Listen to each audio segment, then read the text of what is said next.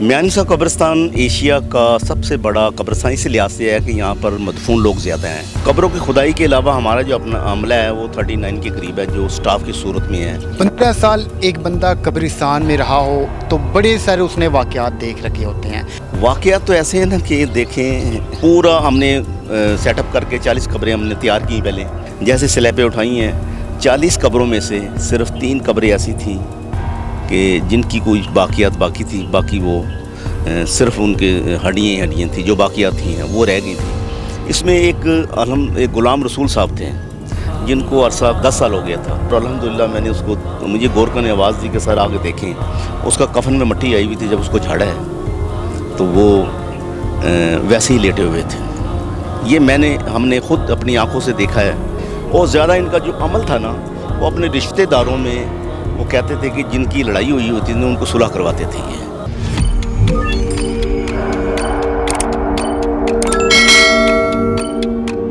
السلام علیکم، آپ دیکھ رہے ہیں اوصاف ڈیجیٹل، میں ہوں زبیر اوان۔ ناظرین، آج میرے پیچھے آپ کو بہت ساری قبریں دکھائی دے رہی ہوں گی۔ میں ایک قبرستان میں موجود ہوں۔ ان قبرستان کے حوالہ سے ہم لوگوں نے بہت ساری فلموں میں بڑے دل دہلا دینے والے واقعات دیکھے ہیں، پھر ہم نے اپنے بڑے بزرگوں سے بہت ساری کہانیاں سن رکھی ہیں۔ قبرستان میں رات کے اندھیرے میں کیا کیا ہوتا ہے، یہاں پر لوگوں نے کیا کیا واقعات دیکھ رکھے ہیں، تو آئیے آپ کو ملواتے ہیں ایک ایسے شخص سے جس نے اپنی جیتی جاتی آنکھوں سے بہت سارے واقعات دیکھ رکھے ہیں۔ تو ذرا دل تھام کے میری آج کی یہ ویڈیو دیکھیے گا۔ اس وقت ہمارے ساتھ ایڈمنسٹریٹر میانی صاحب قبرستان بشیر احمد صاحب موجود ہیں۔ ہم ان سے بات کرتے ہیں، یہ سارے واقعات انہی سے جانتے ہیں۔ اس سے پہلے سر میں آپ کا شکریہ ادا کرنا چاہوں گا کہ آپ نے ہمیں ٹائم دیا ہے۔ یہ قبرستان کتنا بڑا ہے اور اس میں روزانہ کی بنیاد پر کتنی دفین ہوتی ہے؟ بسم اللہ الرحمن الرحیم۔ میانسا قبرستان ایشیا کا سب سے بڑا قبرستان اس لحاظ سے ہے کہ یہاں پر مدفون لوگ زیادہ ہیں۔ ویسے تو رقبے کے لحاظ سے ایک ہے ٹھٹھا میں مکلی کا ہے قبرستان جو رقبے کے لحاظ سے زیادہ ہے، مگر وہاں پر لوگ مدفون اتنے زیادہ نہیں ہیں۔ میانسا قبرستان کو ہم نے 8 علاقوں میں ڈیوائیڈ کیا ہوا ہے۔ یہ شروع ہوتا ہے باول شیر روڈ سے لے کر تو جی او آر تک اور ادھر سے ایل او ایس تک، یہ ہمارا یعنی کہ 1248 کنال پر یہ پورا کا پورا محیط ہے۔ تو یہاں پر جو ڈیلی کی ایوریجز ہیں میت کی 20 سے 25 لوگ یہاں پر دفن ہو رہے ہیں۔ پورے 1.5 کروڑ کی آبادی ہے لاہور کی، جس کو یہ قبرستان ڈیل کر رہا ہے۔ لاہور میں قبرستان 400-500 قبرستان جو ہیں جو رجسٹرڈ ہیں، اس کے علاوہ ہیں وہ وہاں بھی تدفین ہو رہی ہیں، مگر 20 سے 25 لوگ یہاں پر تدفین ہو رہی ہیں یہاں پر۔ جی، آپ کو سر کتنا ٹائم ہو گیا یہاں پہ وابستہ ہوئے؟ میں یہاں پر آلموسٹلی 15 سال سے جاب کر رہا ہوں میانسا قبرستان میں، اور الحمدللہ کافی لیٹیگیشن بھی ہم نے یہاں سے جو لوگوں کی انکروچمنٹ تھی، قبضے لوگوں نے کیے ہوئے تھے، تو ہمارے جو سابقہ ڈی سی صاحب تھے سمیر احمد سید صاحب اور عدالت عالیہ جو پورا ساتھ دیا ہمارا، ہم نے اس کے ویژن کو رکھتے ہوئے سامنے جتنی انکروچمنٹ تھی تقریباً میں نے اس کی نشاندہی کرائی ہے۔ نشاندہی کروا کر تو تقریباً وہ 31 کنال جگہ جو ہاتھوں کی صورت میں بھی تھی قبرستان کے اندر، لوگوں نے اپنی فیملیز کے لیے ہاتھے ایلوکیٹ کرائے تھے کہ یہ یہاں پر ملک فیملی آئے گی، یہاں پر یہ بٹ فیملی آئے گی، یہ سید فیملی آئے گی۔ وہ جج صاحب نے کہا کہ دنیا میں تو ذات پات نظر آتی ہے، مگر یہاں میانی صاحب قبرستان میں بھی آپ یہ کر رہے ہیں، اس کو ڈیمولش کریں۔ تو ہم نے سارے کے سارے ہم نے وہ ڈیمولش کر دی ہیں۔ اس میں ہم نے تقریباً 30 کنال جگہ ہم نے واگزار کرائی ہے۔ بشیر صاحب، یہاں پہ عملہ کتنا ہے؟ گورکن وغیرہ جو قبروں کی کھدائی کرتے ہیں وہ؟ قبروں کی کھدائی کے علاوہ ہمارا جو اپنا عملہ ہے وہ 39 کے قریب ہے جو سٹاف کی صورت میں ہے، جس میں 18-20 ہمارے سیکورٹی گارڈز ہیں جو دن اور رات میں اس کو سروس مہیا کر رہے ہیں۔ 8 گھنٹے ڈیوٹی ہیں، صبح 8 سے لے کر 4 بجے تک، 4 بجے سے لے کر رات 12 بجے تک، 12 سے لے کر صبح 8 تک، یعنی کہ وہ سرکولیشن وائز ہمارے وہ گارڈ چل رہے ہیں۔ اور دفتر ایڈمنسٹریٹر کا بھی سارا کام یہاں پر ہے جو ہم کر رہے ہیں الحمدللہ۔ دوسرا یہاں پر جو سا ہمارے جو ہم نے ویپن والے گارڈ رکھے تھے پیچھے، تو وہ چلے گئے تھے، ان کی ختم ہو گئی تھی، ہم نے دوبارہ اس کو ہائر کر رہے ہیں۔ اگلے مہینے سے ہمارے پاس وہ بھی آ جائیں گے اور انشاءاللہ تعالیٰ اس اور بہتری کی طرف انشاءاللہ جائیں گے ہم۔ बशीर साहब, आप माशाल्लाह 15 साल हो गए आप यहाँ पे, दिन रात आप यहीं पे अपने फ़राइज़ सर अंजाम देते हैं। अब 15 साल एक बंदा कब्रिस्तान में रहा हो तो बड़े सारे उसने वाक़यात देख रखे होते हैं। हम आपसे ये जानना चाहेंगे, क्योंकि वैसे तो हमने बड़ी कहानियाँ सुनी होती हैं, आप चूँकि इधर ही होते हैं तो कुछ वाक़यात आप हमें हमारे नाज़रीन को भी बताएँ। वाक़यात तो ऐसे हैं ना कि देखें, अभी ये मेट्रो का पुल 2011 या 12 में बना था, उसमें हमारी 40 कब्रें बीच में आ गई थी। तो हमें ऑर्डर मिला टीपा की तरफ से, एलडी की तरफ से, कि आप ये कब्रें जो से शिफ्ट करें यहाँ से। तो मैंने उनको लोहाइकिन को बुलाया, बल्कि मैंने मीडिया को भी हायर किया है। उस वक्त एक मीडिया की एंकर थी, वो नाम मुझे याद नहीं है, वो भी आई थी। तो वो पूरा हमने सेटअप करके 40 कब्रें हमने तैयार की पहले खाली जगह पर। फिर हमने एक ही टाइम में गोरकन कोई जितने हमारे पास मौजूद थे सबको हमने वहाँ से शिफ्ट करने के लिए खड़ा कर दिया। जैसे स्लैबें उठाई हैं, 40 कब्रों में से सिर्फ 3 कब्रें ऐसी थी कि जिनकी कोई बाकियात बाकी थी, बाकी वो सिर्फ उनके हड्डियाँ थी जो बाकियात थी हैं वो रह गई थी। इसमें एक गुलाम रसूल साहब थे जिनको अरसा को 40 साल हो गया, 10 साल हो गया था। आदमी 3 महीने बाद उसके टिश्यूज़ ख़त्म हो जाते हैं इंसान के, ख़त्म, ठीक है। 10 साल हो गए थे और अल्हम्दुलिल्लाह मैंने उसको, मुझे गोरखा ने आवाज़ दी कि सर आगे देखें। उसका कफन में मिट्टी आई हुई थी, जब उसको झाड़ा है तो वो वैसे ही लेटे हुए थे। ये हमने ख़ुद अपनी आँखों से देखा है। ये जो उनकी तदफीन जब कब्र खोली गई है तो जो उसका कफन उतारा था उनकी शक्ल भी वैसी थी, उनकी छोटी छोटी दाढ़ी थी।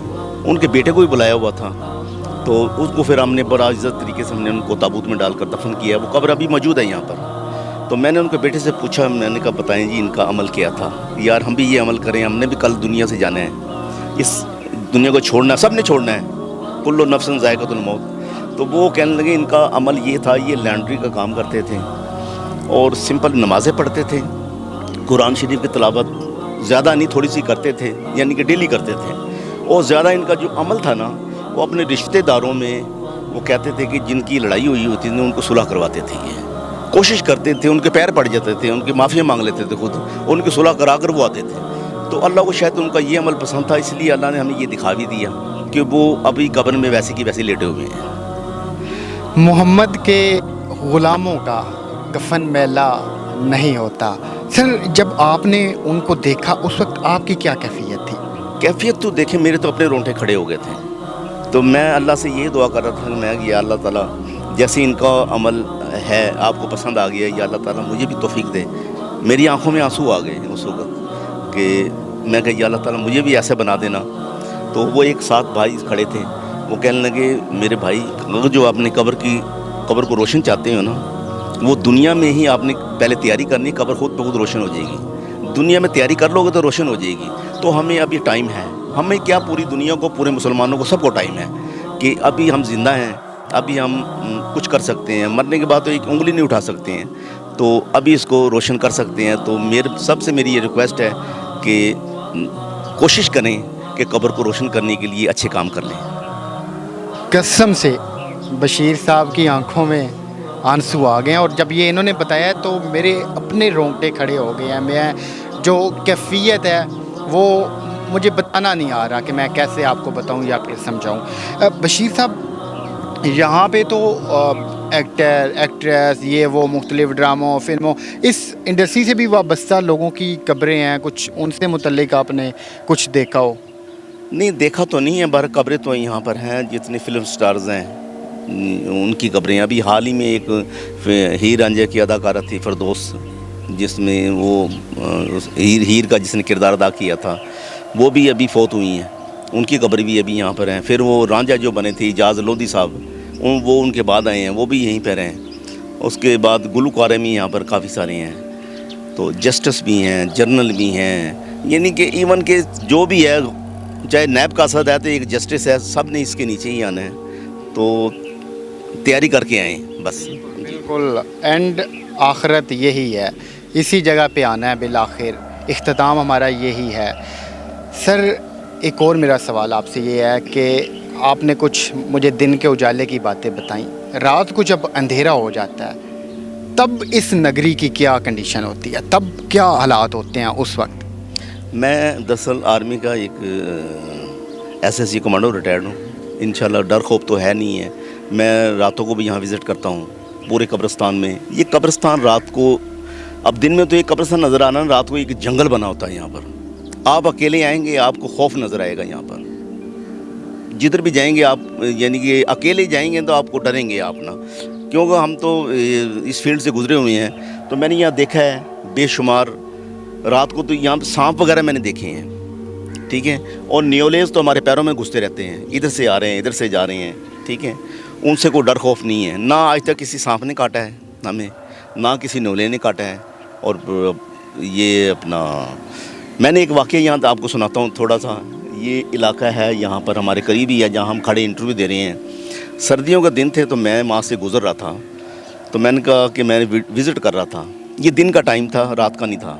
तो सामने एक सांप ना लेटा हुआ ना धूप के अंदर बैठा हुआ था। तो वो मैंने कहा मैंने गुजरना भी यहाँ से, नहीं तो मैं कब्रों पे टप के जाऊँगा सारा। तो अभी मैं दिल में बात कर रहा हूँ, 10 फुट का फासला है मेरा उसके साथ। तो उसने सर उठाकर मेरी तरफ देखा इस तरह। वो सांप भी माशाल्लाह वो कोई 10-12 फुट का था, वो अजदहा टाइप था। तो वो ना मैंने उसको पत्थर मारा है ना ईंट मारी उसको, वो मेरे आगे आगे चल पड़ा है। उसके 10 फुट के फासले में मैं भी चल पड़ा हूँ। आप बिलीव करें, चलते चलते एक कब्रिस्तान का सुराख था छोटा सा, वो उसके अंदर उसने सर डाला है और वो पूरे का पूरा उसके अंदर वो घुस गया है। और मैं वहाँ खड़ा देखता रह गया हूँ। मैं कहा देखें कि इस कब्र में चला गया, जिसमें जो मैयत होगी उसका क्या हाल होगा। ये मैंने खुद देखा है वहाँ पर। अल्लाह ताला।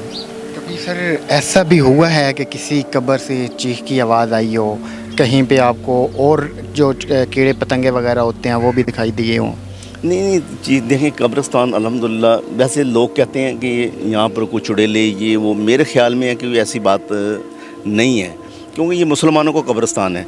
हदीस भी है, आपने कहीं पनाह लेनी है ना, तो हजूर सल्लल्लाहु अलैहि वसल्लम फरमाया आपने पनाह लेनी है, आप देखें कि नज़दीक कोई कब्रिस्तान है, वहाँ पनाह ले लें, आप सेफ़ रहेंगे। आप बीइंग मुस्लिम आप सेफ़ रहेंगे।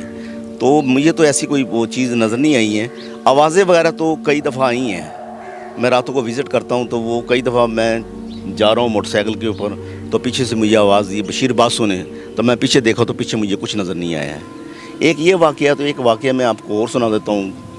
ये लावारसों का इलाका था जहाँ पर ये लावार तदफीन करते थे। इस वक्त तो हमारे पास जगह नहीं है। मैं मट्टी डलवा रहा था वहाँ पर, मैं इसके हमार करके इसके ऊपर फिर हम नई तदफीन कर देंगे। तो मैं दीवार पे खड़ा था तो किसी ने आकर मेरा लेफ़्ट शोल्डर को पकड़ लिया। ये जेन्युइन वाक़या बता रहा हूँ आपको। तो मैंने ऐसे देखा पीछे मुड़ कर, तो पीछे कुछ भी नहीं था। दूसरी थोड़े टाइम के बाद उसने राइट का पकड़ लिया। मैंने देखा तो नज़र नहीं आया।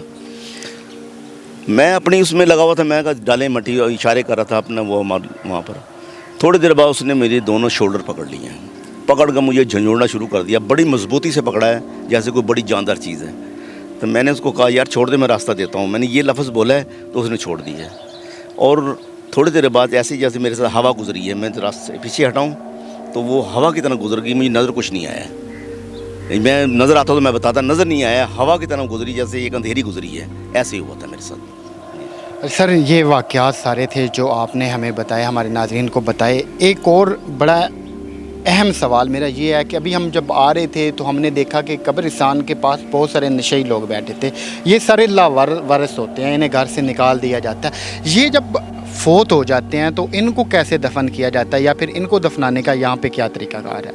देखिए हमारे पास तो पहले इनके लवारसों के हाथे बने हुए हैं यहाँ पर मियानी साहब कब्रिस्तान में अलहदा ही हैं। ये NGOs वाले हैं, एदी वाले, एदी हो गया, उस्मानी वेलफेयर हो गए। अब ज़्यादा एदी वाले लेकर आते थे। सबसे पहले वो पुलिस वाले इतला करते हैं, पुलिस ले जाती है डेड हाउस में। इसका पहले तो इतला करते हैं अखबारों वगैरह में देख, जो उनका जो तरीक़ेकार हैं। हमारे पास वो आते हैं कि हमने तदफीन करना है, फिर वो पूरा जो जितना रिकॉर्ड होता है हम उसकी फ़ोटोकॉपी साथ रख लेते हैं। वो लावारिस हाथा बता देते हैं कि यहाँ पर इसको दफन कर लें। इनके चार्जेस भी बहुत थोड़े होते थे, यानी कि 1500-2000 रुपया में ये इनको दफन कर, क्योंकि इनका वारिस कोई नहीं होता है। और ये जब चले जाते हैं इनकी लिपाई करने वाला कोई नहीं होता है, कब्रें गिर जाती हैं। आप जाके देखें पीछे, मैंने जब लावारिस आता है किसी मुखैर बंदे के थ्रू, मैं साथ था, उसने पैसे लगाए हैं, मैं साथ दिया, सारी कब्रें हमने बड़े जैसे लवारसों की कब्रें हैं ना वैसे बना दी हैं, लिपाई करके उनकी सारी की सारी। क्योंकि या तो अल्लाह वारिस है या हम वारिस हैं। सबसे पहले अल्लाह वारिस है, उसके बाद हमें यहाँ पर बैठे हुए। जी जी। सर आपका मैं एक मरतबा फिर से शुक्रिया अदा करना चाहूँगा, आपने हमें टाइम दिया। ऐसे ही आप नेक काम करते रहें। जाते जाते नाजरीन को सिर्फ एक बात कहनी है कि हम सब की आखिरत यही है। यहाँ पे आने के लिए कोशिश कीजिएगा कि कुछ ऐसे काम कर जाएं कि हमारी कब्रें भी सलामत रहें। तो मिलते हैं किसी और वीडियो में। अल्लाह पाक आपका हम सब का ईमान सलामत रखे। अल्लाह हाफिज़।